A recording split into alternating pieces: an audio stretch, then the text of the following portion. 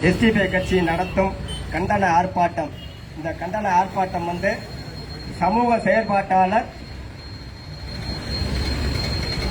ஜெயசாமி அவர்களின் படுகொலை காரணமாக பாசிச பாஜகவை எதிர்த்து எஸ்டிபி கட்சி சார்பாக கண்டன ஆர்ப்பாட்டம் நடைபெற இருக்கின்றது. இந்த கண்டன ஆர்ப்பாட்டத்திற்கு தலைமையேற்று நடத்தி தருமாறு வரவேற்பை அளிக்குமாறு முஸ்தபா அவர்களை அழைக்கின்றது. அஸ்ஸலாமு அலைக்கும்.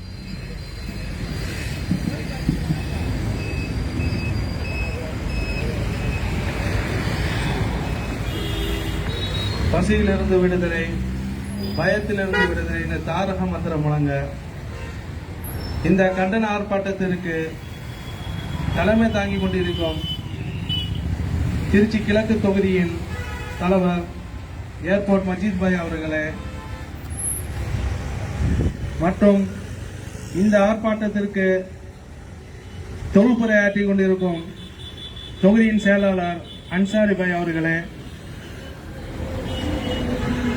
இந்த கண்டன ஆர்ப்பாட்டத்திற்கு சிறப்பு அழைப்பாளராக வருகை தந்திருக்கும்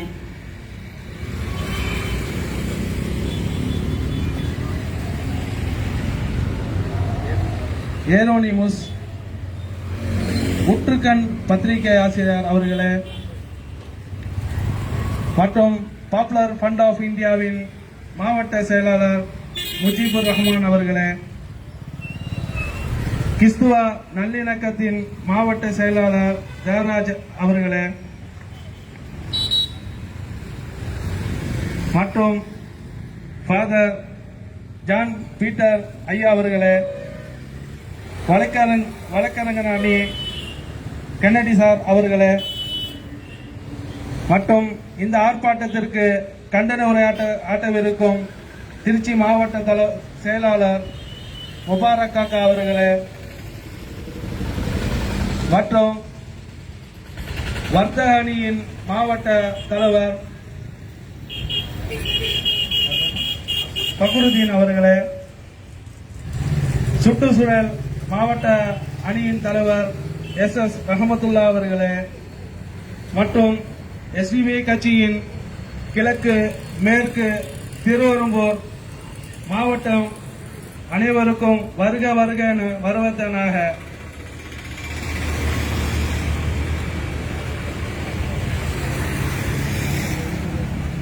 அடுத்தபடியாக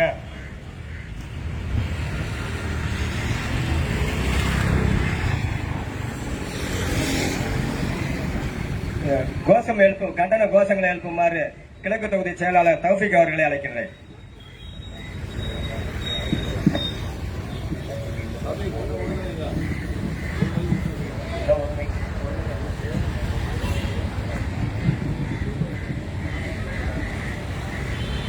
जिंदाबाद जिंदाबाद जिंदाबाद जिंदाबाद जिंदाबाद जिंदाबाद जिंदाबाद जिंदाबाद एसडीपीआई जिंदाबाद एसडीपीआई जिंदाबाद एसडीपीआई जिंदाबाद एसडीपीआई जिंदाबाद ஆர்ப்பாட்டம் மீது ஆர்ப்பாட்டம் ஆர்ப்பாட்டம் மீது ஆர்ப்பாட்டம் ஆர்ப்பாட்டம் மீது ஆர்ப்பாட்டம் ஆர்ப்பாட்டம் மீது ஆர்ப்பாட்டம் ஜனநாயக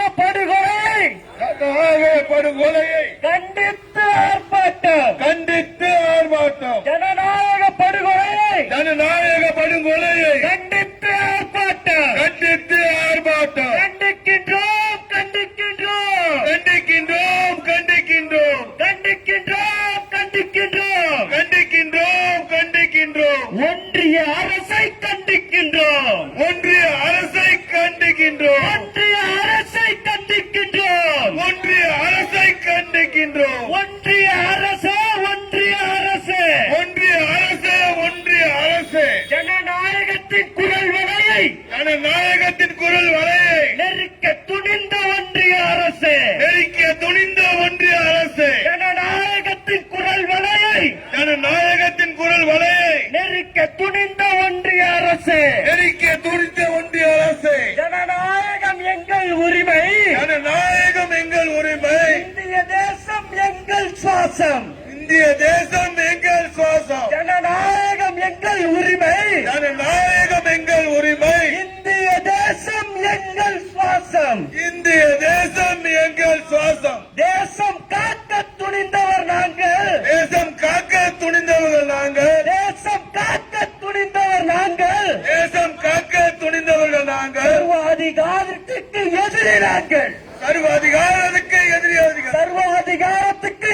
எதிரிகள் நாங்கள், சர்வாதிகாரத்துக்கு எதிரிகள் நாங்கள். கண்டிக்கின்றோம் கண்டிக்கின்றோம், கண்டிக்கின்றோம் கண்டிக்கின்றோம், நீதித்துறையை கண்டிக்கின்றோம், நீதித்துறையை கண்டிக்கின்றோம், கண்டிக்கின்றோம் கண்டிக்கின்றோம், கண்டிக்கின்றோம் கண்டிக்கின்றோம், காவல்துறையை கண்டிக்கின்றோம், காவல்துறையை கண்டிக்கின்றோம். சமூக செயல்பாட்டாளர் சமூக செயல்பாட்டாளர் தேன் சுவாமியை என் சாமியை சிறையில் வைத்து மரணிக்கும் வரை, சிறையில் வைத்து மரணிக்கும் வரை, சிறையில் வைத்து மரணிக்கும் வரை, சிறையில் வைத்து மரணிக்கும் வரை வேடிக்கை பார்த்த ஒன்றிய அரசே, வேடிக்கை பார்த்த ஒன்றிய அரசு, வேடிக்கை பார்த்த ஒன்றிய அரசே, வேடிக்கை பார்த்த ஒன்றிய அரசு, காவல்துறையே நீதித்துறையே, காவல்துறையே நீதித்துறையே, காவல்துறையே நீதித்துறையே, காவல்துறையே நீதித்துறையே கண்டிக்கின்றோம் கண்டிக்கின்றோம். கண்டிக்கின்றோம் கண்டிக்கின்றோம்.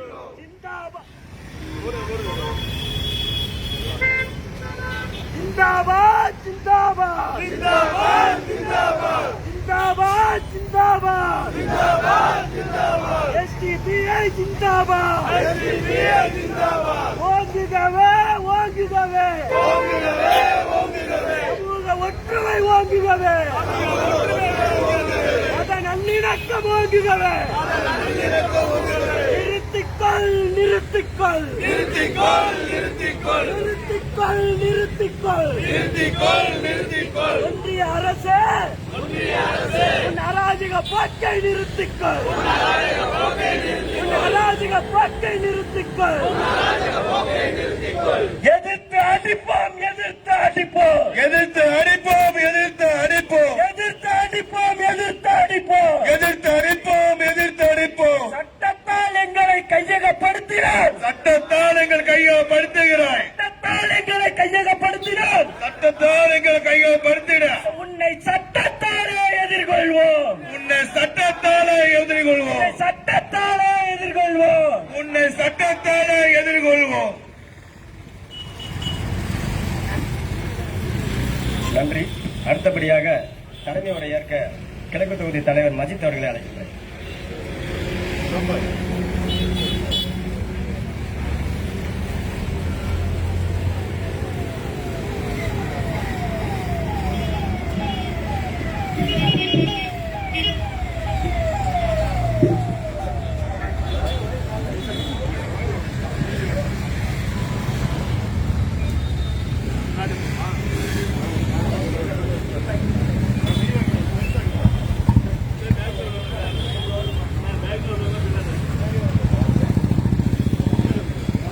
சமூக செயற்பாட்டாளர் ஸ்டேன் சுவாமி, அருட்தந்தை ஸ்டேன் சுவாமி சிறைச்சாலை மரணம் ஒரு ஜனநாயக படுகொலையே என்று எஸ்டிபிஐ கட்சியின் திருச்சி மாவட்டம் சார்பாக நடைபெற்றுக் கொண்டிருக்கின்ற இந்த பாசிச பாஜக அரசை எதிர்த்து நடைபெற்றுக் கொண்டிருக்கின்ற இந்த மாபெரும் கண்டன ஆர்ப்பாட்டத்திற்கு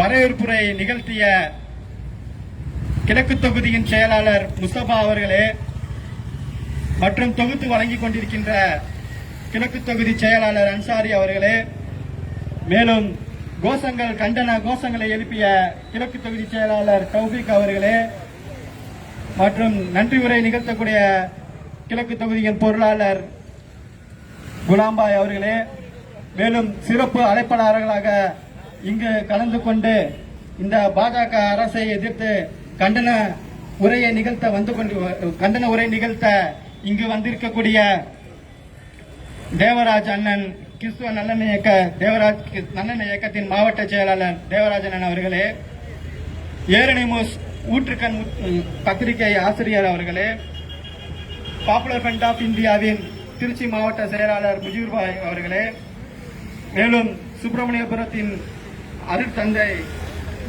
ஃபாதர் ஜான் பீட்டர் பங்கு தந்தை அவர்களே, மேலும் வழக்கறிஞர் கென்னடியன் அவர்களே, மேலும் சிறப்பு கண்டன உரை நிகழ்த்திற்காக இங்கே வந்திருக்கக்கூடிய திருச்சி மாவட்ட செயலாளர் முபாரக் அண்ணன் அவர்களே, மேலும் இங்கே வந்திருக்கக்கூடிய அனைத்து தொகுதி கிளை நிர்வாகிகள் அனைவரையும் வருக வருக என வரவேற்று என்னுடைய இந்த சிறு உரையை ஆரம்பம் செய்கின்றேன். அன்பான தோழர்களே, இங்கு நாம் சொல்ல வேண்டிய ஒரே இது, இங்கு அனைவரையுமே தோழர்களே என்று தான் நாம் சொல்ல வேண்டும். ஏனால் தோழர்கள் என்ற வார்த்தை என்பது காவல்துறைக்கோ என்ஐஏ போன்ற மற்ற ஏஜென்சிகளுக்கும் அவங்களுக்கு தோழர் என்ற வார்த்தை ஒரு பயங்கரவாத வார்த்தையாகவும் அது ஏதோ ஒரு கெட்ட வார்த்தை போலவே அவர்களுக்கு இன்று தென்பட்டுக் கொண்டிருக்கின்றது. தோழர் என்பது ஆதிகாலத்தில் அப்பொழுதே நம்முடைய பெரியார் அவர்கள் சொன்னார்கள், அனைவருமே தோழர்கள் என்று அதை கூப்பிடுங்கள் என்று. ஆனால் இங்கு தோழர் என்றால் ஒரு பயங்கரவாத வார்த்தை என்று இங்கு மிகப்பெரிய அளவில் ஒரு திட்டத்தை நடைபெற்றுக் கொண்டிருக்கிறது.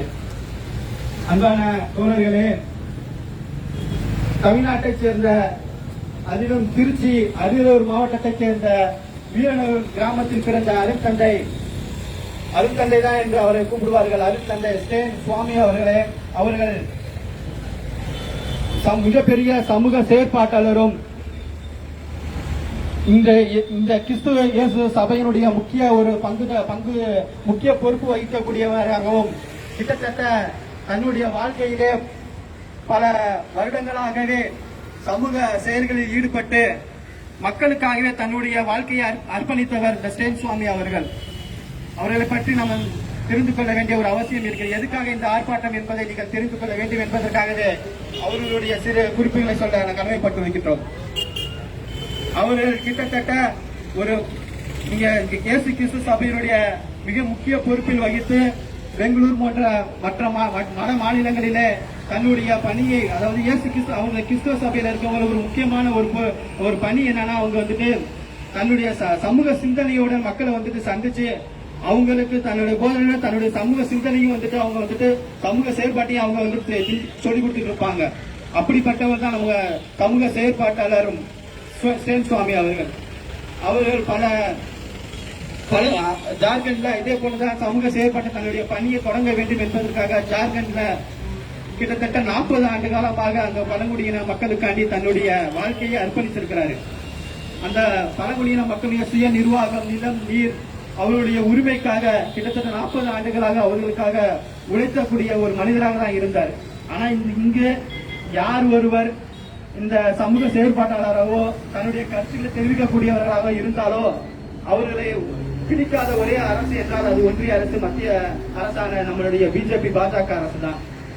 யாருமே அவர்களுக்கு எதிராக கருத்துக்களை தெரிவிக்க கூடாது, அவர்களுக்கு எதிராக எந்த ஒரு சிந்தனையும் செயல்பாட்டையும் நடத்திவிடக் கூடாது என்பதற்காகவே தன்னுடைய காவல்துறைகளையும் தன்னுடைய எண்ணெயை போன்ற ஏஜென்சிகளை வைத்துக் கொண்டு சமூக செயற்பாட்டாளர்களையும் பத்திரிகையாளர்களையும் நசுக்கக்கூடிய, அவர்களுடைய குறைகளை நசுக்கக்கூடிய ஒரு செயலை தான் ஒன்றிய அரசு இன்று வரை செய்து கொண்டிருக்கின்றது. அப்படி ஒரு குரல்களை நசுக்கின்ற ஒரு வகையில வந்துட்டு ஸ்டேன் சுவாமியும் அவர் பழங்குடியின மக்களுக்காகவே அவர்களுடைய நிலம், நீர், சமூக உரிமைக்காண்டியாகவே கிட்டத்தட்ட அவர் பல ஆண்டுகளாகவே அந்த மக்களுக்காக தன்னுடைய உழைப்பை கொடுத்ததன் காரணமாகவே இன்று அவர் என்ஐஏ போன்ற தேசிய புலனாய்வு அமைப்பு போன்ற ஏஜென்சி மூலம் அவர்கள் கைது செய்யப்பட்டு கிட்டத்தட்ட அவர்கள் பல மாதங்களாக சிறையில் அடைக்கப்பட்டு தன்னுடைய உடல்நிலை, அதாவது 83 வயசு தான் ஆகுது அவங்களுக்கு. 83 வயசுலயுமே வந்துட்டு அவர்களுக்கு பிணை வழங்காமலும் அவர்களுடைய உடல்நிலையை கருத்தில் கொள்ளாமலும் கிட்டத்தட்ட அவருடைய இப்பொழுது அவர்கள் ஜூலை 5ஆம் தேதி அவர்கள் இறந்துவிட்டார்கள். அதாவது எப்படி இறந்தார்கள் என்றால் கொரோனா போன்ற ஒரு அந்த கொடிய நோயினால் பாதிக்கப்பட்டு கூட அவருக்கு பிணை வழங்கவில்லை இந்த ஒன்றிய அரசும் காவல்துறையும். பிணை வழங்கினால் அவர் வந்துட்டு இதை வைத்துக் கொண்டு அவர் அடுத்தது மெடிக்கல் அந்த இதை வைத்துக் கொண்டு அவர் வந்துட்டு திரும்ப பிணை கேட்டு விடுவார் என்பதற்காகவே அவரை சிறை காவலிலேயே வைத்து அவரை இன்று படுகொலை செய்திருக்கின்றது. படுகொலை என்று தான், ஒரு ஜனநாயக படுகொலை என்று தான் நாம் கூற வேண்டும். அப்படிப்பட்ட இந்த ஸ்டேன் சுவாமி அவர்களுடைய இறப்பு என்பது நம்ம தமிழ்நாட்டில் இருக்கக்கூடிய அத்தனை பேருக்குமே வந்துட்டு ஒரு பேரிழப்பாகும். அவர் மிகப்பெரிய சமூக செயற்பாட்டாளராக இருந்ததன் காரணமாகவே அவருக்காக தமிழகம் எங்கும் எஸ்டிபி கட்சி சார்பாக மிகப்பெரிய ஒரு ஆர்ப்பாட்டத்தை வந்து நடைபெற்றுக் கொண்டிருக்கின்றது இன்று.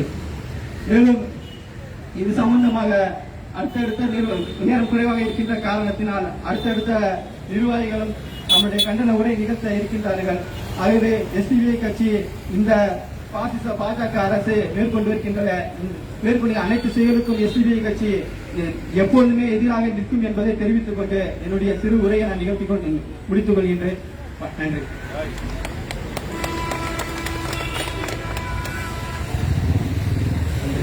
அடுத்தபடியாக கட்டண உரையாற்றத்துக்கு 20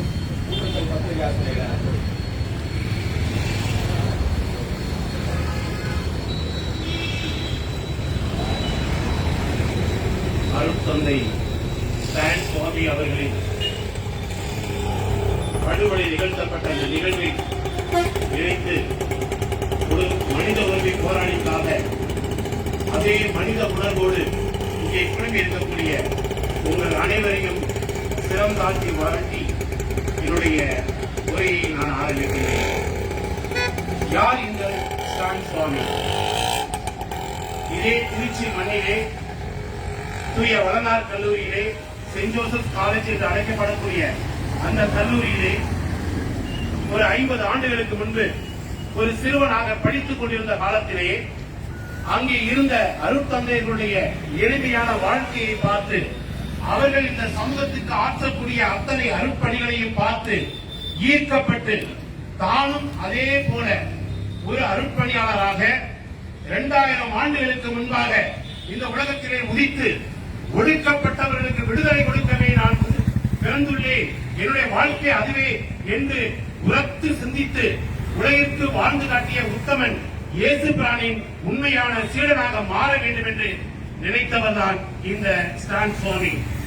எனவே தன்னுடைய பள்ளி படிப்பை முடித்தவுடன் அவர் அந்த குருமானவர் முழு துறவியாக மாறுவதற்கான பயிற்சி படிப்பில் தன்னை ஈடுபடுத்திக் கொள்ள விரும்புகிறார். அப்பொழுது கூட அவர் சிந்தனையை எடுக்கின்றார். இந்த பகுதியில் தான் பிறந்த நாட்டில் தான் பிறந்த அந்த தமிழ் மண்ணில் நாம் பணி செய்தோம் என்றால் அது விருப்பு வெறுப்புகளுக்கு இடம் கொடுத்துவிடும். எனவே பைபிளில் சொல்லப்படுகிறது, உனக்கு முன்பின் தெரியாத அயலானுக்கு நீ செய்யும் உதவியே ஆண்டவனுக்கு செய்யும் உதவி என்கிற அந்த கோட்பாட்டின் அடிப்படையில் இன்னும் சொல்ல போனால் இந்த சமுதாயத்தில் யார் ஒடுக்கப்பட்டு நசுக்கப்பட்டு ஓரங்கட்டப்பட்டு இருக்கிறார்களோ அவர்களுக்கு செய்யும் பணியே உண்மையான ஆண்டவனுக்கான பணி என்கிற உன்னதமான நோக்கத்தை எடுத்துக்கொண்டு இந்த தமிழகத்தை விட்டு முழுக்க முழுக்க இந்த நாட்டிலே ஒடுக்கப்படக்கூடிய பழங்குடியின மக்களுடைய வாழ்க்கை மேம்பாட்டுக்காக தன்னை பீகார் மாநிலத்தில் இருக்கக்கூடிய அந்த தேச சபை துறவி சபையிலே கொண்டு போய் தன்னை இணைத்துக் கொள்கிறார். அங்கே அவர் ஒரு சாதாரண எல்லா அருட்பணியாளர்களையும் போல இருக்கத்தான் சென்றார். ஆனால் அவருக்கு எப்பொழுதுமே உண்மையை தேடக்கூடிய உண்மையான பணியை தேடக்கூடிய ஆர்வம் இருந்தது. இன்றும் கூட இயேசு அவர்களின் பாதையை பின்பற்றி வரக்கூடிய அருள் தந்தையர்கள் 2 விதமாக இருக்கிறார்கள். ஒரு சில பேர் ஏதோ ஒரு நிறுவனங்களில் தங்களை ஈடுபடுத்திக் கொண்டு அந்த நிறுவனத்தை நிர்வகிப்பதிலே தங்களுடைய வாழ்க்கையை அதுதான் அர்ப்பணி என்று கருத்துக் கொண்டிருக்கிறார்கள். ஆனால் அதிலும் ஒரு சிலர் நாங்கள் நிறுவனத்தை கட்டி காப்பதற்காக நாங்கள் இங்கே வரவில்லை, அது இயேசுனுடைய உண்மையான சீடத்துவம் இல்லை என்பதை உணர்ந்தவர்களாய் மக்களிடம் இணைந்து மக்களோடு நின்று மக்களுக்காக குரல் கொடுப்பதுதான் உண்மையான இயேசுவின் பணி என்பதை உணர்ந்தவர்களாய் இருக்கக்கூடிய அந்த ஒரு சில அருட்பணியாளர்களுடைய கூட்டத்தில் தன்னை இணைத்துக் கொண்டவர் இல்ல ஸ்டான் சுவாமி. அவர் அந்த பீகார் மாநிலத்திலே அங்கே இருக்கக்கூடிய புள்ள செயின்ட் ஜோசப் கல்லூரியிலே அவர் படித்துக் கொண்டிருந்த பொழுது ஒவ்வொரு வாரமும் அங்கே நடக்கக்கூடிய சந்தையை போய் பார்க்க போவார். அந்த சந்தைக்கு பார்க்க போகும் பொழுது அந்த பகுதியில் இருக்கக்கூடிய பழங்குடியின மக்கள் வந்து தங்களுடைய பொருட்களை அந்த மலையிலே அந்த காடுகளிலே தாங்கள் சேகரித்து எடுத்து வந்த அந்த பொருட்களை விற்பதற்காக வரும் பொழுது அங்கே மேற்படி மக்களால் படித்தவர்களால் விவரம் தெரிந்தவர்களால் அந்த பாமர மக்கள் ஏமாற்றப்படக்கூடிய அந்த காரணங்களை எல்லாம் பார்க்கிறார். நெஞ்சம் பதபதைக்கிறது. இவருடைய அறியாமையை அந்த அறிந்து கொண்டவர்கள் எப்படியெல்லாம் ஏமாற்றி இவர்களை ஏமாற்றி சேர்க்கிறார்கள். எனவே இவர்களுக்காக நாம் குரல் கொடுக்க வேண்டும் என்கிற ஒரு உணர்வை பெறுகிறார். எனவே அங்கே இருக்கக்கூடிய பல இளைஞர்களை ஒன்றிணைத்து அவர்களுக்கு நிறைய விழிப்புணர்வை கொடுக்கிறார். நீங்கள் ஏமாற்றப்படுகிறீர்கள், உங்கள் உழைப்பு சுரண்டப்படுகிறது, உங்களுக்கு இந்த நிலம் உங்களுடையது, இது உங்களை சார்ந்தது, உங்களுக்கு உரிமையுடையது, இதை யாரோ ஒருவர் உங்களுக்கு தெரியாமல் ஏமாற்றுவதற்கு நீங்கள் இடம் கொடுக்கக்கூடாது என்கிற ஒரு மிகப்பெரிய கருத்தை அவர்களுக்கு முன்பு எடுத்து வைத்து அவர்களுக்கு உண்மையை உணர்த்துகிறார். இதுதான் ஸ்டான் சுவாமி செய்த மிகப்பெரிய குற்றம். நண்பர்களே, சிறிது சிந்தித்து பாருங்கள். இப்பொழுது இங்கே நிறைய வண்டிகள் போய்கொண்டிருக்கிறது. திடீரென்று ஒரு ஆக்சிடென்ட் ஆகிவிட்டால் நாம் எல்லோரும் இங்கே நின்று கொண்டிருக்க மாட்டோம். உடனே ஓடி போய் அந்த ஆக்சிடென்ட் ஆன நபரை காப்பாற்ற வேண்டும், அவருக்கு வேண்டிய உதவியை செய்ய வேண்டும் என்பதுதான் அடிப்படையான மனித இனத்தின் குணமாக இருக்க முடியும். ஒருவனுக்கு ஆபத்து வரும் பொழுது, ஒருவனுக்கு பிரச்சனை வரும்போது, ஒருவனுக்கு தீமை ஏற்படும் பொழுது அந்த தீமைக்கு குரல் கொடுப்பவன் தான் மனிதன். அப்படிப்பட்ட மனித நேயத்தோடு அடிப்படையான மனித எண்ணத்தை, மனிதத்தை வெளிப்படுத்திய ஒரே ஒரு குற்றம் தான் ஸ்டான் சுவாமி செய்தது. யாருக்கு இது செய்த குற்றம்? யாருக்கு என்றால், எவனெல்லாம் மனிதத்துக்கு எதிராக நிற்கிறானோ, எவனெல்லாம் அடுத்தவனை சுரண்டி குறைக்க வேண்டும் என்று நினைக்கிறானோ, எவனெல்லாம் உண்மைக்கு புறம்பாக பொய்யே வாழ்க்கையாக பொய்களையே சொல்லி பிரதம மந்திரியாக ஆவதற்கு கூட தன்னை தயார்படுத்திக் கொள்ளக்கூடியவனாக இருக்கிறானோ அவனுக்கு இது குற்றமாகத்தான் தெரியும்.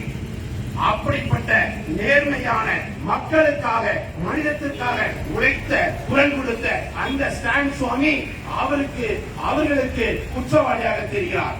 எனவே வழக்கமான அவருடைய பல்லவியின் பாங்கில் அவர்கள் குற்றம் சுமத்துகிறார்கள். இந்த ஸ்டான் சுவாமி செய்தது என்னவென்றால், அந்த பழங்குடி மக்களுடைய நிலத்தை கார்ப்பரேட் கம்பெனிகள் அந்த மலைகளில், காடுகளில் இருக்கக்கூடிய அந்த வளங்களுக்காக இவர்களை விரட்டிவிட்டு அந்த இடங்களை கொள்ளையடிக்க வேண்டும் என்று திட்டம் போட்டார்கள்.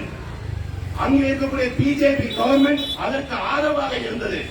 இதை கண்டுகொண்ட இந்த ஸ்டான் சுவாமி அவர்கள் அங்கே இருக்கக்கூடிய பழங்குடியின மக்களை ஒன்றிணைத்து அவர்களுக்கு எதிராக, அந்த மக்களை ஒன்றிணைத்து அந்த அரசாங்கத்துக்கு எதிராக பல்வேறு வேலைகளை செய்ய ஆரம்பித்தார். பல்வேறு வேலைகள் என்று சொன்னவுடன் நீங்கள் வேற ஏதோ தீவிரவாத செயலில் அவர் ஈடுபட்டு விட்டார் என்றெல்லாம் நினைக்கக்கூடாது. அவர் செய்த செயல், இந்த சுப்ரீம் கோர்ட், இந்த நாடாளுமன்றம், இந்த இந்திய சட்டம் பழங்குடியின மக்களுடைய நிலத்தை பாதுகாப்பதற்கு என்ன சொல்லுகிறதோ அதை நீங்கள் செய்யுங்கள் என்று அவர் மக்களை இணைத்து குரல் கொடுத்தார்.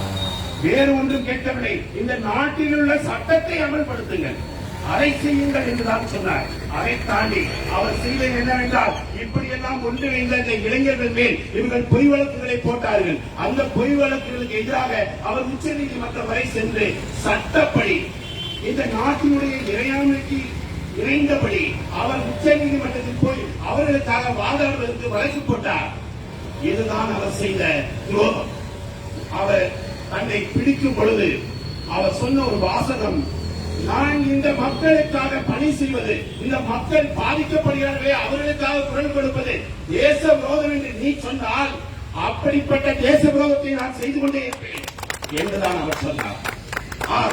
மக்களுக்காக தான் நாடு, மக்களுக்காக தான் இந்த அரசு.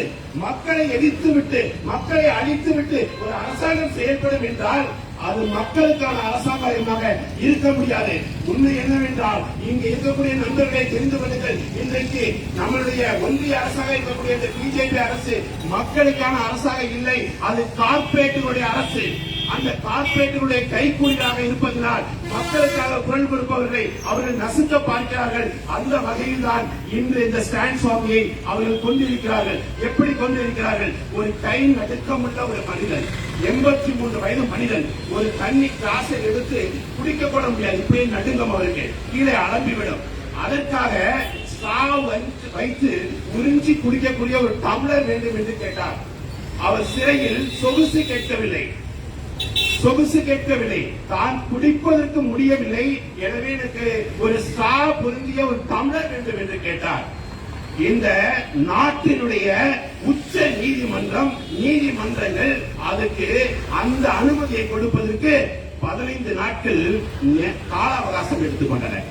ஒரு டம்ளரை 10 ரூபாய் டம்ளரை வாங்கி கொடுப்பதற்கு 10-15 நாட்கள் கால அவகாசம் எடுத்துக்கொண்டு, ஏனென்றால் வேண்டுமென்றே அவரை இப்படியெல்லாம் இம்சைப்படுத்தி, சித்திரவதைக்குட்படுத்தி அவரை சாகம் எடுக்க வேண்டும் என்று இந்த சிறைத்துறை நிர்வாகமும், இந்த தேசிய புலனாய்வு அமைப்பும், இந்த நீதிமன்றங்களும் சேர்ந்து, இந்த இந்திய ஜனநாயகத்தின் இந்த நிர்வாகங்கள் எல்லாம் சேர்ந்து ஒரு நிறுவன படுகொலையை இந்த மனிதன் மீது தூக்கியிருக்கிறது.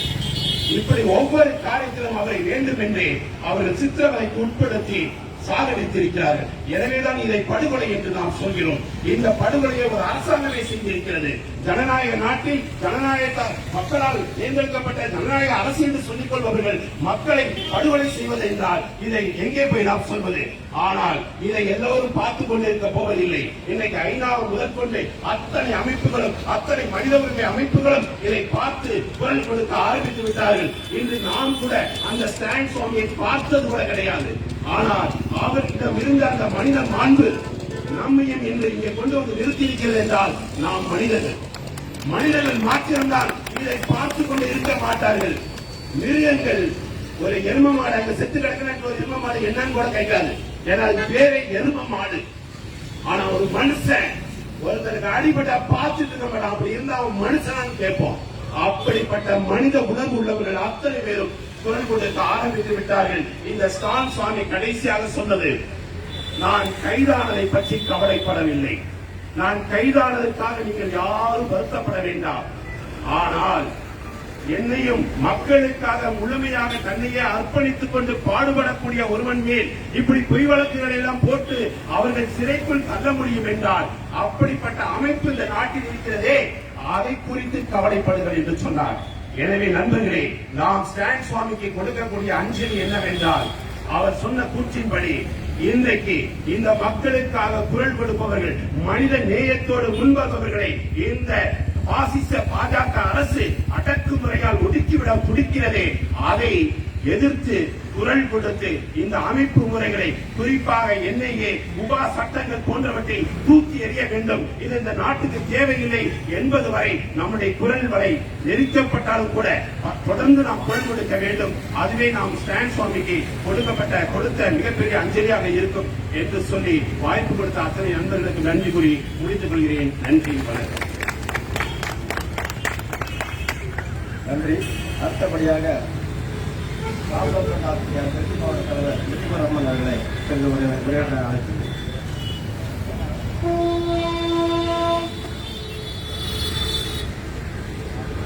தேசம் முழுவதும்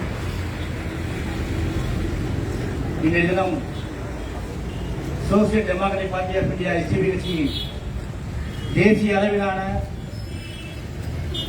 நமது அருத்தந்தை ஸ்டான் சுவாமி சிறைச்சாலையில் மரணம் என்ற ஜனநாயக படுகொலையை கண்டித்து இந்த தேசம் முழுவதும் நடைபெறுகிற ஆர்ப்பாட்டம் இன்று திருச்சி நடைபெற்றுக் கொண்டிருக்கிறது. இதை பாப்புலர் ஃப்ரண்ட் ஆஃப் இந்தியா வரவேற்கின்றது, வாழ்த்துகிறது. அன்பிற்கிய சகோதரர்களே, இந்த கண்டன ஆர்ப்பாட்டத்திற்கு தலைமையில் நடத்தக்கூடிய எஸ்டிபி திருச்சி கிழக்கு தொகுதி தலைவர் மஜித் அவர்களே மற்றும் கண்டன உரையை நிறுத்தக்கூடிய எஸ்டிபி மாவட்ட செயலாளர் அன்புக்குரிய சகோதரர் முபாரக் அவர்களே மற்றும் கிறிஸ்தவ நலநீக்க தலைவர் மாவட்ட செயலாளர் அருமையண்ணன் ஜெயராஜ் அவர்களே, மற்ற கிறிஸ்தவ அமைப்புடைய நிர்வாகிகளே, ஏனைய பொதுமக்களே, எஸ்டிபி நிர்வாகிகளே, நம் அனைவரின் மீதும் அந்த ஏழைகளின் சாமி சமாதானம் என்று நிலவட்டுமாக பிரார்த்தனை செய்தவனாக இதை உரை ஆரம்பம் செய்கின்றேன். அன்பிற்கிற சகோதர சகோதரிகளே, அருட்தந்தை ஸ்டான் சுவாமியுடைய இந்த போலீஸ் கஸ்டடி மரணம் 8 மாத கால சிறைவாசம் அனுபவித்த ஒரு மனித போராளி, மனித உரிமைக்கான போராடுகிற போராளியை இன்று நாம் இழந்திருக்கின்றோம். இதே திருச்சியிலே கடந்த ஒரு வருடத்துக்கு முன்பதாக கிறிஸ்துவ அமைப்பினால் சேர்ந்து கொண்டு ஒரு ஆர்ப்பாட்டம் நடத்தினார்கள். அந்த ஆர்ப்பாட்டத்திலே popular front of India, SDP, இன்னும் பிற மனித உரிமை பாதுகாப்பு எல்லா செயல்பாட்டில் கலந்து கொண்டு ஆர்ப்பாட்டத்தில் கலந்து கொண்டோம். அந்த ஆர்ப்பாட்டத்தின் வாயிலாக நாம் இந்திய அரசுக்கு, இந்த பாசிச பாஜக அரசுக்கு ஒரு கோரிக்கை வைத்தோம். என்ன கோரிக்கை? யுஏபிஏவால் சொல்லக்கூடிய ஊப்பா கருப்பு சட்டத்தின் மூலமாக கைது செய்யப்பட்ட ஸ்டான் சுவாமி ஐயா அவர்களை விடுதலை செய்ய வேண்டும் என்ற பிரார்த்தனையை, போராட்டத்தை கண்டெடுத்தோம். ஆனால் அன்று நடந்த ஒரு ஆர்ப்பாட்டம் இன்று அவருடைய மரணத்தினால் முடிந்திருக்கின்றது. இதுதான் இந்த தேசத்தோட ஜனநாயக பண்புகள் என்று சொன்னால், பாசிச பாஜக சங்பரிவார கூட்டம் என்பது இன்று ஒன்றிய அரசு சொல்லக்கூடிய அந்த தேச விரோத கட்சியான பாஜக என்று ஆட்சி கட்டி அமர்ந்ததோ அன்றிலிருந்து இந்த தேச மக்களுக்கு மிகப்பெரிய ஒரு கைத்தானாக என்று மாறியது.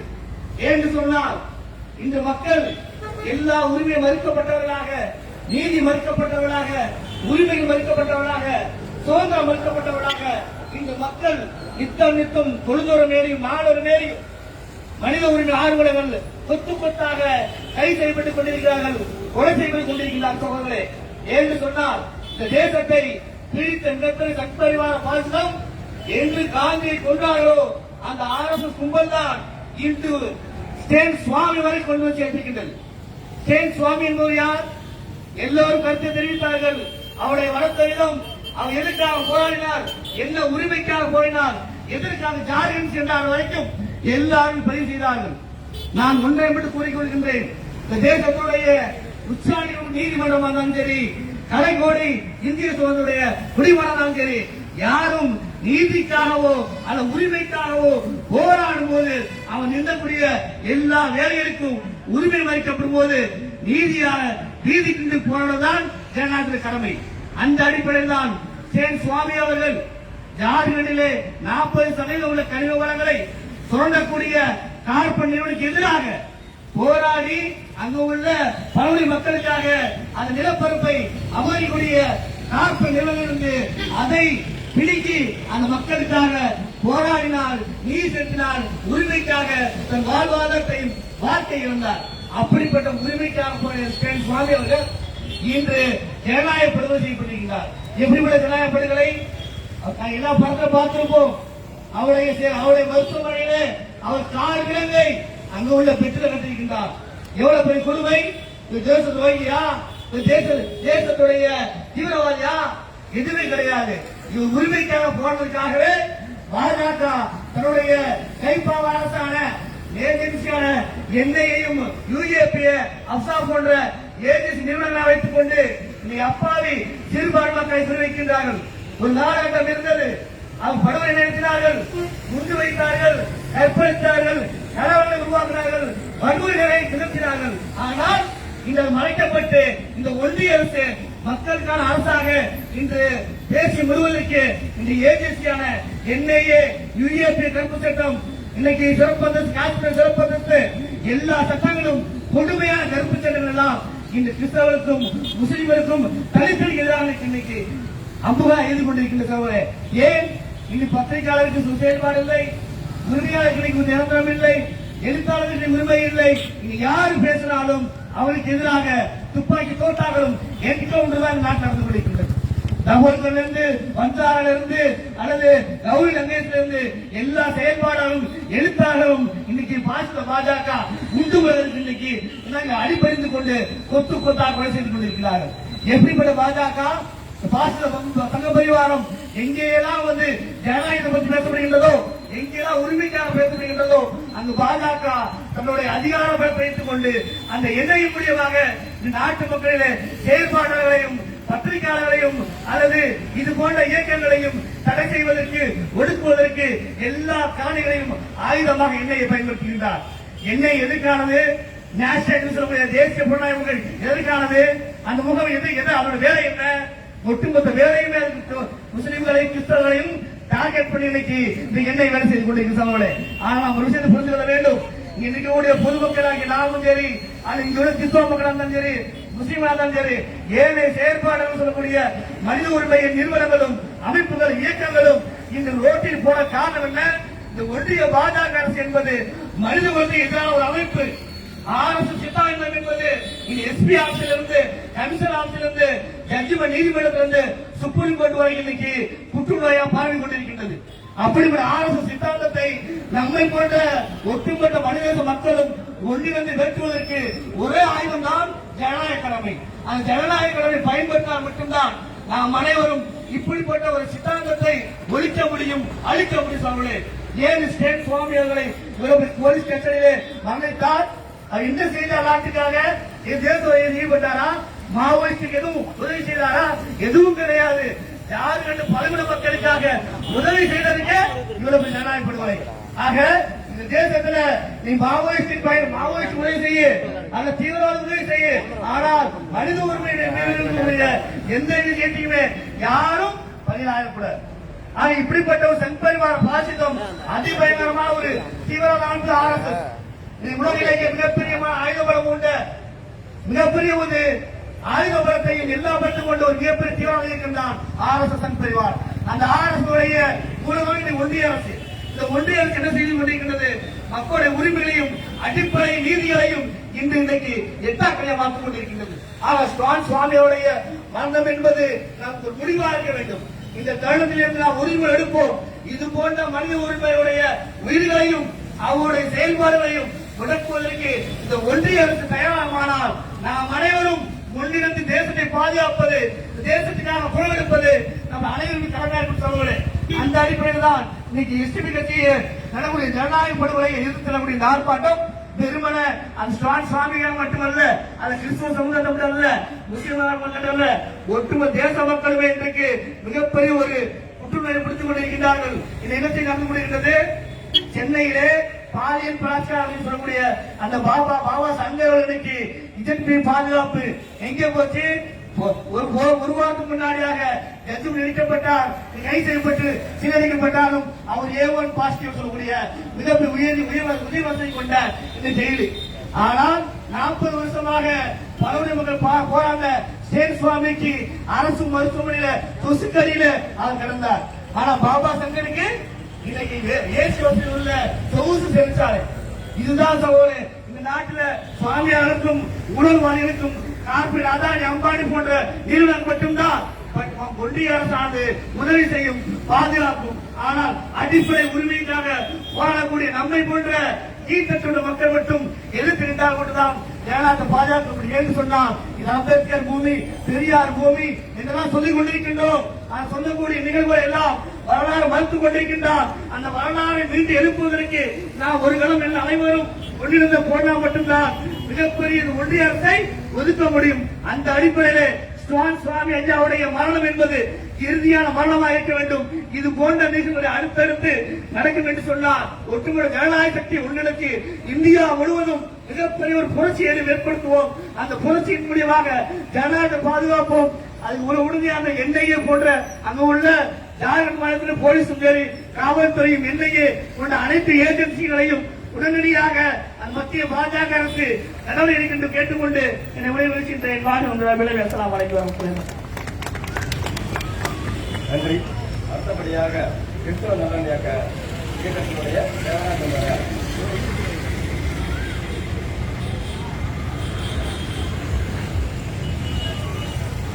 இந்தியா முழுவதும் அருட்தந்தை ஸ்டான் சுவாமியின் சிறை மரணத்தை கண்டித்து நடந்து கொண்டிருக்கின்ற எஸ்டிபிஐ ஏற்பாடு செய்து நடந்து கொண்டிருக்கின்ற இந்த கண்டன ஆர்ப்பாட்டத்திற்கு சிறப்பாக ஏற்பாடு செய்து நடத்தி கொண்டிருக்கும் திருச்சி மாவட்ட எஸ்டிபிஐ நிர்வாகிகளே, எஸ்டிபிஐயின் ஆணிவேரான பாப்புலர் ஃப்ரண்ட் ஆஃப் இந்தியாவின் நிர்வாகிகளே, எனக்கு முன்னால் பேசிய கிழக்கு தொகுதி தலைவர் அருமை சகோதரர் மஜீத் அவர்களே, பாப்புலர் ஃப்ரண்ட் ஆஃப் இந்தியாவின் மாவட்ட செயலாளர் அன்பு சகோதரர் முஜிபுர் ரஹ்மான் அவர்களே, எஸ்டிபிஐ கட்சியின் திருச்சி மாவட்ட செயலாளர் அண்ணன் முபாரக் அவர்களே மற்றும் எஸ்டிபிஐ கட்சியின் மாவட்ட பகுதி வட்ட நிர்வாகிகளே, பாப்புலர் ஃப்ரண்ட் ஆஃப் இந்தியா நிர்வாகிகளே, இங்கே கூடியிருக்கின்ற கிறிஸ்துவ நல்லெண்ண இயக்கத்தின் தோழர்களே, அருட்தந்தையர்களே மற்றும் என்ன நாங்கள் பேசப் போகிறோம், என்ன கருத்துக்களை சொல்லப் போகிறோம் என்று கூர்ந்து கவனித்துக் கொண்டிருக்கும் பொதுமக்களே, எங்களுக்கு பாதுகாப்பு வழங்கிக் கொண்டிருக்கும் காவல்துறை நண்பர்களே, உங்கள் அனைவருக்கும் நான் சார்ந்திருக்கின்ற கிறிஸ்துவ நல்லெண்ண இயக்கத்தின் சார்பாகவும் கிழக்கில் உதித்த சூரியன் திருச்சி கிழக்கு தொகுதி சட்டமன்ற உறுப்பினர் எங்களின் அன்பு தலைவர் இனிவர் இளையராஜ் அவர்களின் சார்பாகவும் என்னுடைய இனிய மாலை வணக்கத்தை தெரிவித்துக் கொள்கிறேன். இன்னைக்கு அருட்தந்தை ஸ்டான் சுவாமி இப்படி சிறையில மரணம் அடைஞ்சிட்டாரு. அவருக்காக ஒரு கண்டன ஆர்ப்பாட்டத்தை சிறப்பாக ஏற்பாடு பண்ணியிருக்கீங்க. எஸ்பிஐ கட்சிக்கு என்னுடைய மனமார்ந்த வாழ்த்துக்களையும் நன்றிகளையும் தெரிவித்துக் கொள்கிறேன். இந்த நேரத்திலே இந்த கொரோனா தொற்று மூலியமாக மரணித்த பல பேருடைய சடலங்களை மரியாதையோடு இன்னமும் அடக்கம் செய்து கொண்டிருக்கின்ற உன்னத பணியை செய்து கொண்டிருக்கின்ற பாப்புலர் ஃப்ரண்ட் ஆஃப் இந்தியாவின் தோழர்களுக்கு என்னுடைய சிறந்தார்ந்த வணக்கங்களை நான் தெரிவித்துக் கொள்கிறேன். மிக உன்னதமான பணி. இந்த நேரத்திலே அவர்கள் பணியை நான் பேசி ஆக வேண்டும். ஏனென்றால் அவர்கள் செய்வதும் மனிதநேய பணி, ஃபாதர் ஸ்டான் சுவாமி செய்ததும் மனிதநேய பணி. ஃபாதர் ஸ்டான் சுவாமி அவர்கள் எங்க இல்ல நம்ம திருச்சி மண்ணை சேர்ந்தவர், லால்குடி தாலுகா விராகனூர் ஊராட்சியில நான் அவரோட சொந்த ஊர். அங்க இருந்து நம்ம சென்ட் ஜோசப் காலேஜ்ல படிச்சாரு. படிச்சு முடிச்சுட்டு அந்த சென்ட் ஜோசப் காலேஜ்ல உள்ள தேச சபை அவங்க மேல ஈர்க்கப்பட்டு அவரும் ஒரு துறவரம் கொண்டு ஒரு துறவியாகி நார்த் இந்தியா வட இந்தியாவுக்கு சென்று அங்க அடித்தட்டு மக்களுக்காக சமூக சேவைகளை, அதாவது பைபிள்ல என்ன சொல்லியிருக்குன்னா, பைபிளை வாசிக்காத பைபிளை வாழ்ந்து காட்டு அப்படின்னு. அந்த பைபிளை வாழ்ந்து காட்டும் விதமாக அவர் வட இந்தியாவுக்கு சென்று தன்னுடைய பணியை துவங்கினார். குறிப்பாக பீகார் என்ற ஒரு ஒட்டுமொத்த மாநிலம் இப்பொழுது ஜார்க்கண்ட் மாநிலமாக பிரிக்கப்பட்டிருக்கிறது. அவர் இருந்த ஏரியா தான் இப்ப ஜார்க்கண்ட் மாநிலமாக பிரிக்கப்பட்டிருக்கிறது. உள்ள ஆதிவாசி மக்கள், உள்ள மலைவாழ் மக்கள், ஒடுக்கப்பட்ட மக்கள், கல்வி அறிவு கிடையாது, உடை எப்படி உடுத்தணும்னு கூட தெரியாது, நல்ல உணவு என்ன என்பது கூட தெரியாது. இவர்கள் எல்லாம் என்ன அந்த ஏரியா ஃபுல்லா, அந்த இடம் ஃபுல்லா நல்ல கனிம வளம், நல்ல ஒரு மலை பிரதேசம், மலைக்கு கீழே ஃபுல்லா கனிம வளம். இதை எல்லாம் சுரண்டணும் அப்படின்னு சொல்லிட்டு கார்பரேட் கம்பெனிகளோட ஆளும் வர்க்கம் இதையெல்லாம் சுரண்டணும் அப்படின்னு சொல்லிட்டு இந்த ஆதிவாசி மக்கள், படிப்பறிவில்லாத மக்களை ஈஸியா நம்ம துரத்திடலாம், விரட்டிடலாம் அப்படின்னு சொல்லி எங்களோட அரசு இயந்திரத்தை பயன்படுத்தி அவங்களை எல்லாம் விரட்டணும் அப்படின்னு போது ஃபாதர் ஏன் இந்த மக்களை இவங்க துன்புறுத்துறாங்க, அப்ப அடிப்படை தேவை என்ன இந்த மக்களுக்கு அப்படின்னு மக்களோட மக்களாவே அவர் வாழ்ந்து என்ன சொல்லி கொடுத்தாருன்னா கல்வியை கற்றுக் கொடுத்தார்.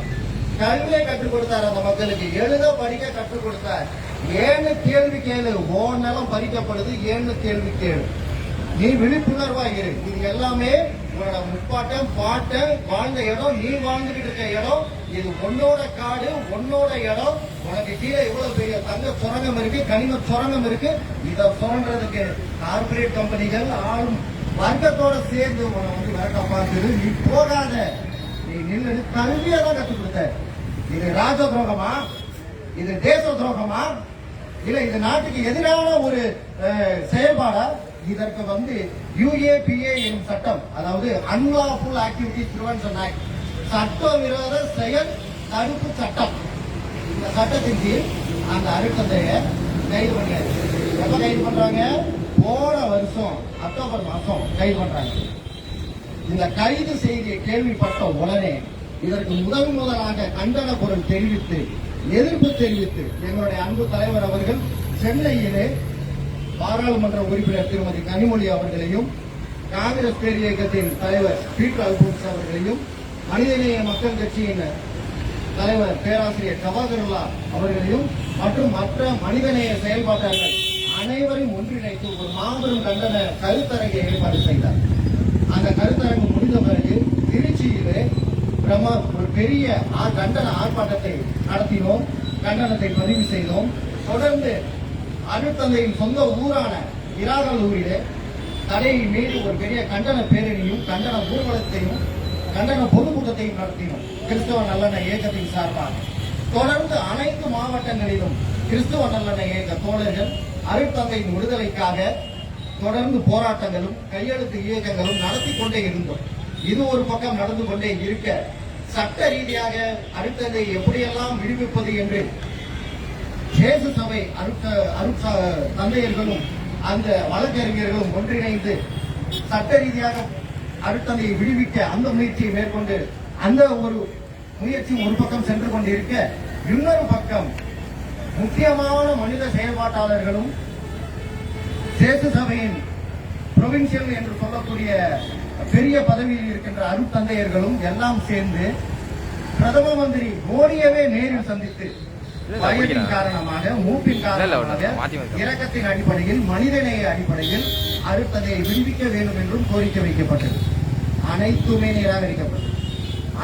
நிராகரிக்கப்பட்டு அருட்தந்தை அவர்கள் சிறை வாசத்திலேயே தன்னுடைய உயிரை நீத்தார். இது எங்களுடைய எல்லாருமே சொல்லுவோம், இது ஒரு பெரும் படுகொலை. இது பெரும் படுகொலை. எல்லாம் சேர்ந்து ஆளும் வர்க்கம், சிறைத்துறை, போலீஸ், NIA எல்லாம் சேர்ந்து ஃபாதரை கொண்டாச்சு.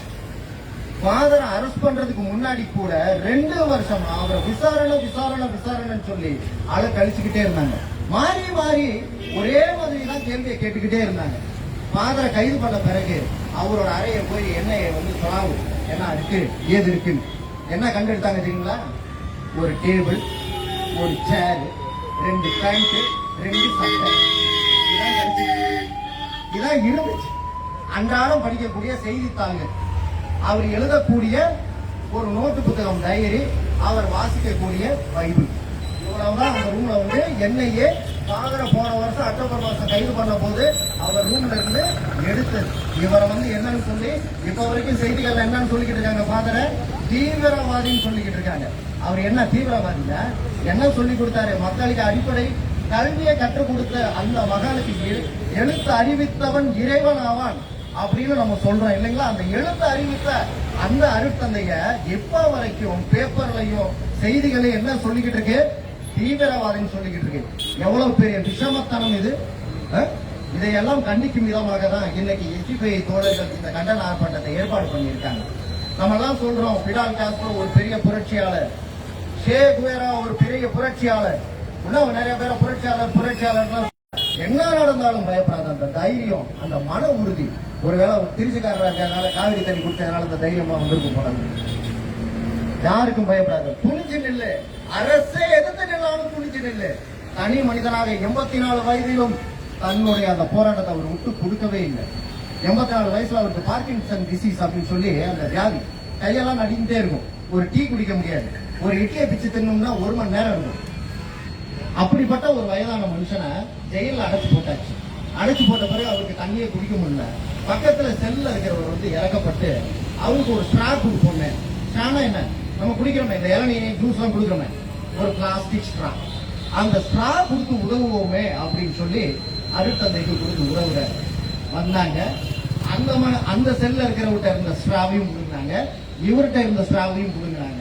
இந்த ஸ்ட்ராவை கேட்டு இவங்க கோர்ட்ல வந்து, அப்பா என் கை நடுக்கமா இருக்கு, என்னால சாப்பிடவும் முடியல, தண்ணியும் குடிக்க முடியல, எனக்கு ஒரு ஸ்ட்ராவாவது கொடுங்க கேட்டதுக்கு அந்த ஹியரிங் போகுது போய்கிட்டே இருக்கு. இடப்பட்ட நாள்ல பாதருக்கு வயது மூப்பின் காரணமாக கொரோனா என்ற பெரும் தொற்று தொற்றிக்கொண்டு அப்பயாவது இவங்க வந்து கருணையின் அடிப்படையில் போய் வழங்கியிருக்காங்க.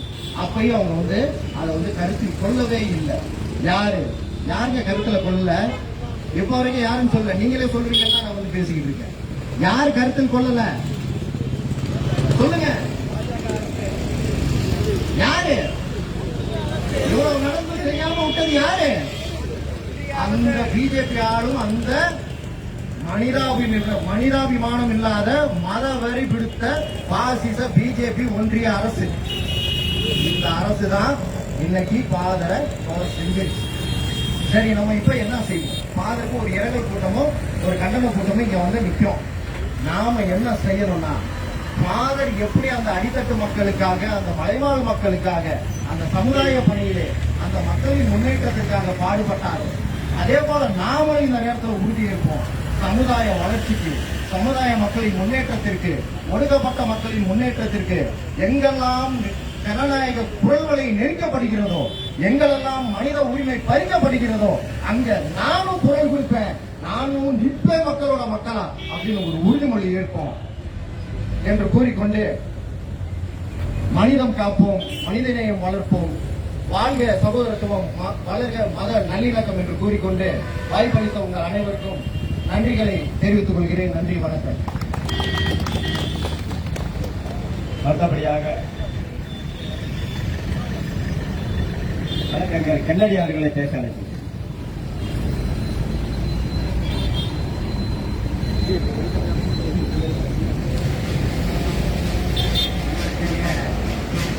நண்பர்களே,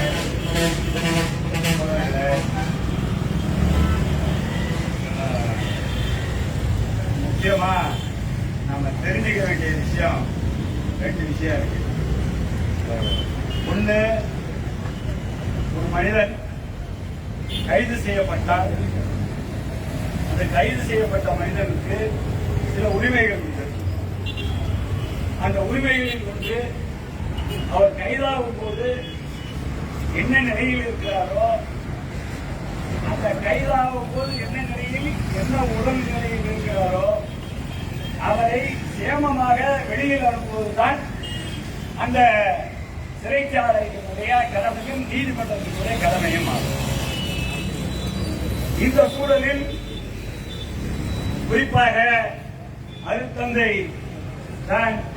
சாமி அவர்களை நீதிமன்றமும் சிறைச்சாலையும் என்ஐஏவும் ஒரு அரச பயங்கரவாதத்தை ஒரு படுகொலையை செய்திருக்கிறார். இந்த படுகொலையானது ஏதோ ஒரு நபருக்கு நடந்ததாக இங்கு பேசுவது சரியாக இருக்காது. ஏனென்றால் குறிப்பாக செயல்பாட்டாளர்களாக இருக்கக்கூடியவர்களை நாம் 2018ஆம் ஆண்டு DK-60 என்கின்ற திமுகவின் வழக்கில் ஸ்டான் அவர்களை கடந்த ஆண்டு அக்டோபர் மாதம் 8ஆம் தேதி கைது செய்யப்பட்டார். அந்த கைதானது கைதல்ல, அது ஒரு கடத்தல். ஏனென்றால் திமுகவின் வழக்கு மகாராஷ்டிராவில் அங்கு இருக்கக்கூடிய காவல்துறையால், சிறப்பு காவல்துறையால் போடப்பட்டு அந்த சிறப்பு காவல்துறையை கையில் இருந்த வழக்கை ஆட்சி மாற்றம் மகாராஷ்டிராவில் நடந்ததால் என்ஐஏவுக்கு அந்த தானாக அதை மாற்றிவிட்டார்கள். அதன் விளைவாக 20 மணி நேரத்துக்கு மேல் ஸ்டானை என்ஐஏ விசாரித்த பின்னும் அந்த விசாரணைக்கெல்லாம் முழுமையாக அவர் ஒத்துழைத்த பின்னும் அவருக்கு என்ஐஏ அலுவலகம் மும்பைக்கு வர சொல்லி ஒரு சமன் கொடுக்கப்படுகிறது. அந்த சமனுக்கு அவர் தனது வயதையும் அங்கு இருக்கக்கூடிய கொரோனா காலகட்டத்தில் வயதானவர்கள் வெளியே வரக்கூடாது என்பதையும் தெரியப்படுத்தி கடிதம் அனுப்புகிறார். அவரை 8ஆம் தேதி அங்க வந்து அவருடைய அலுவலகத்தில் என்ஐஏ ஆபீஸ்க்கு கூட்டிட்டு போனோம், நீங்க வாங்க ஆபீசர் பேசணும்னு சொல்லிட்டு என்ஐஏ ஆபீசர் வந்தா என்ன இங்கதான் வந்து உட்கார்ந்து பேசுவார்னு அவரும் சொல்றாரு. அதை கேட்காம கடத்தி சென்றாரு. ஒரு மனிதனை வாரண்ட் இல்லாம எந்த விதமான விஷயங்களும் இல்லாம விசாரணை என்கிற பேரில் அவரை கடத்தி சென்று அந்த ஜார்க்கண்ட் ராஞ்சி ஏர்போர்ட்ல இருந்து நேரடியா மும்பை கொண்டு சென்று அவரை அங்கு இருக்கக்கூடிய சிறப்பு நீதிமன்றத்தில் ஆஜர்படுத்தி சிறைக்கு அனுப்பினார்கள். கலோஜா சிறைக்கு சென்றார். சிறைக்கு போகும்போது அவர் நடந்துதான் போனார். அவரு நல்ல உடல் சுகத்தோடு நடந்து போனார். அவருக்கு நீண்ட காலமாக பார்க்கின்சன் என்கின்ற உடல் நடுக்கவாதம் என்கின்ற நோயும், சரியாக வயது மூப்பு காரணமாக காது கேட்காத நிலையும் இருந்தது. இதையெல்லாம் காரணம் சொல்லி உடனடியாக சிறப்பு நீதிமன்றத்தில் அவர்களுக்காக விலை போடப்பட்ட போது எந்த விதமான பதிலும் சொல்லாமல் விலை ரத்து செய்தார்கள். அந்த பிழை கொடுக்காமல் மறுத்தார்கள். ஏன்? ஒரு சார்ஜ் ஷீட் போட்டதுக்கு அப்புறம் ஒருத்தர் கைது செய்யறதோட நோக்கமே ஒண்ணு கஸ்டடி எடுக்கணும், இல்லன்னா அவர்கிட்ட இருந்து டாக்குமெண்ட்ஸ கஸ்டடி வழியா கேட்டு எடுக்கணும். அது ரெண்டும் இல்ல. சார்ஜ் ஷீட்டே போட்டாச்சு, நான் என்கொயரி கம்ப்ளீட்டட், எல்லாமே முடிஞ்சு போனதுக்கு அப்புறம் அவரை சிறையில வைக்க வேண்டிய எந்த தேவையும் இல்லை. அப்ப இந்த இஎஃப்ஐ சட்டமானது தொடர்ந்து இஎஃப்ஐக்கு எதிராக எஸ்டிபிஐயும் பிஎஃப்ஐயும் எங்களை போன்ற சமூக ஆர்வலர்களும் தமிழ் மக்கள் முன்னணியில் நாங்கள் இருக்கிறேன் போன்ற பல்வேறு இயக்கங்களும் தொடர்ந்து இந்த இஎஃப்ஐ சட்டமானது ஒரு ஆள்தூக்கி சட்டம். இந்த ஆள்தூக்கி சட்டம் தொடர்ந்து சமூகத்திற்காக பணி செய்யக்கூடியவர்களை தூக்குவதும் சிறைச்சாலையில் அடைப்பதும் ஒரு வகையான அவர்களுக்கு விலை கிடைக்காத வேலையை செய்வதும் தான். என்ன அப்பவே மிக தெளிவாக அருமையாக ஒரு விஷயத்தை சொல்றார். இந்த சமூகத்தில் இங்கு இருக்கக்கூடிய போராடக்கூடிய மக்களையும் அறிவாளிகளையும் மாணவர்களையும் வழக்கறிஞர்களையும் இந்த EAPS சட்டத்தின் வழியாக உள்ளே போடுகிறார்கள். இந்த கட்டத்தில் நான் பார்வையாளராக இல்லாமல் பங்கேற்பாளராக இருக்கிறேன். இதற்கு என்ன விலை வேணுமானாலும் கொடுக்க நான் தயாராக இருக்கிறேன் என்பதை சொல்லிக் கொண்டுதான் அவருக்கு சிறைக்கு சென்றார். அப்பொழுது நாம் புரிந்து கொள்ள வேண்டிய இன்னொரு முக்கியமான விஷயம் என்னன்னா, NIA என்கின்ற நிறுவனமானது சட்டத்துக்கு முரணான ஒரு நிறுவனம். ஏன் நான் தொடர்ந்து பல கூட்டத்தில் சொல்றேன், இங்க இருக்கக்கூடிய போலீஸ்காரங்க வேலையெல்லாம் அது காலி பண்ணிடும். என்ன எங்க இருந்து வந்தனாலும் இங்க வந்து இருக்கக்கூடியவங்க கடத்திட்டு போவான்னா அதுக்கு என்னத்துக்கு இங்க வந்து லா அண்ட் ஆர்டர் ஸ்டேட்ல பார்க்கணும்? ஒரு ஸ்டேட் கவர்மெண்ட் பார்க்கக்கூடிய லா அண்ட் ஆர்டரை இன்னைக்கு ஒன்றிய அரசு மிக பலாத்காரமாக மிக மோசமான ஒரு பாசிச நிலையோடு பாசிச கார்ப்பரேட்டுகளுக்கு உறுதுணையாக இன்றைக்கு செயல்பட்டுக் கொண்டிருக்கக்கூடிய இந்த ஒன்றிய அரசு இந்த வேலையை செய்து NIA சட்டத்தில் 2019 திருத்தம், EAPS திருத்தம், இவை எல்லாம் யாருக்கு? சுதா பர்வத்ராஜ் யாரு? சத்தீஸ்கர்ல போராடி கொண்டிருக்கக்கூடிய பழங்குடி மக்களுக்காக பணி செய்த ஒரு வழக்கறிஞர், தொழிற்சங்க தலைவர். வரலாறு யாரு? இதே ஆந்திரா ஒன்றிருந்த ஆந்திரா நீதிமன்றத்தாலும் அன்றைக்கு இருந்த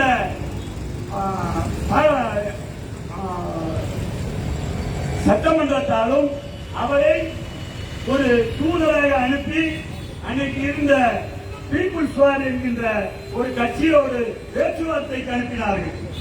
அவரை ஒரு மூத்திர வெள்ளத்தில் JJ ஹாஸ்பிட்டல்ல படுத்துக்கிட்டார். இந்த பீமாவரம் கேஸ்ல தான் இருந்தார். அவரும் ஸ்டாண்ட் இந்த பீமாவரம் கேஸ்ல கடைசியாக கைது செய்யப்பட்ட ஒரு நபர். 2017 யாருக்குமே கிடைக்காத ஒரு மால்வேர் வழியாக ஒரு கம்ப்யூட்டர்ல இன்சர்ட் பண்ணப்பட்ட ஒரு பொய்யான தகவலின் பேரில் ரொனால்ட் வில்சனை கைது செய்கிறார்கள். அதை ஒட்டி யாரு? இந்த ரிப்பப்ளிக் டிவியில ஒருத்தன் லோலோன்னு கத்துவான். இந்த அண்ணா கோசாமி இருக்கான் பாருங்க, ஊர்ல தோற்று கூட கொடுக்கல.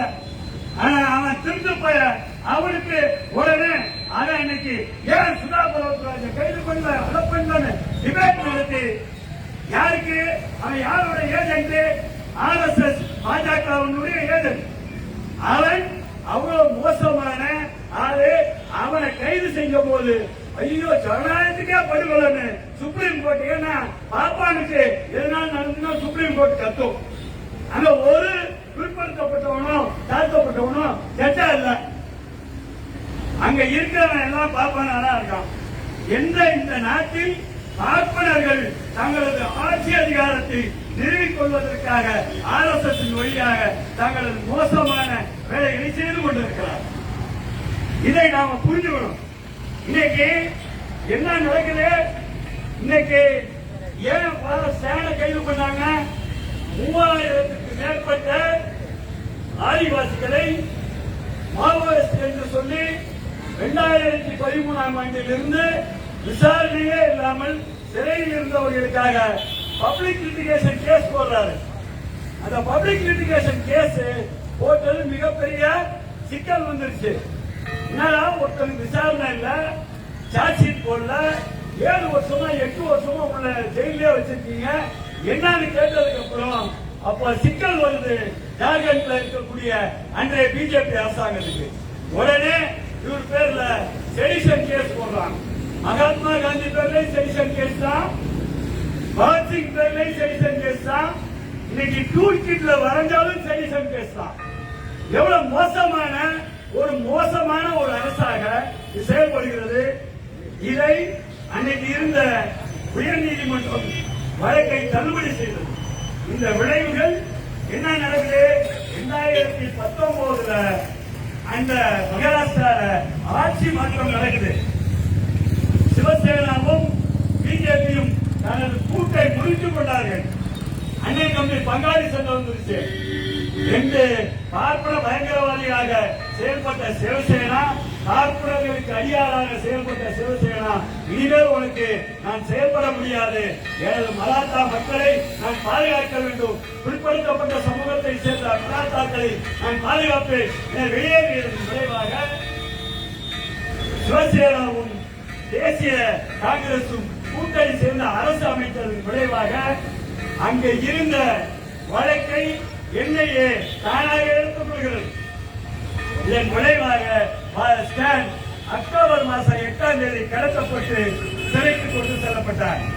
அன்று முதல் தொடர்ந்து நீதிமன்றம் மிக மோசமான நிலை, நிறைய தப்பு செய்திகள் வருது. என்ன வருது? ஒரு பார்ட்டிஷன், நீங்க ஜெயிலுக்கு போறீங்க, நடக்க முடியாதவருக்கு குட்டி கொடுக்கணும். எனக்கு சுகர் இருக்குன்னா நான் உள்ள சுகர் டேப்லெட் கொடுக்கணும். எனக்கு ஹார்ட் பேஷண்ட்னா எனக்கான ஹார்ட் பேஷண்ட்டுக்கான ட்ரீட்மெண்ட் கொடுக்கணும். இது அடிப்படை உரிமை. இதுதான் ஆர்டிகல் 21 ஆர்டிகல் 14 சொல்லுது.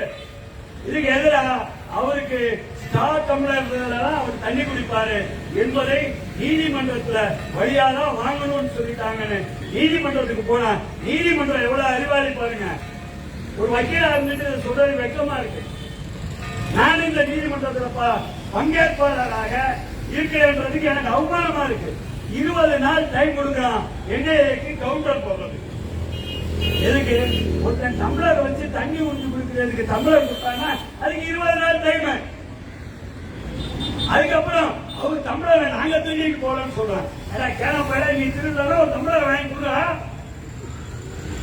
அப்ப இந்த சமூகம் யாருக்காக இருக்கிறது?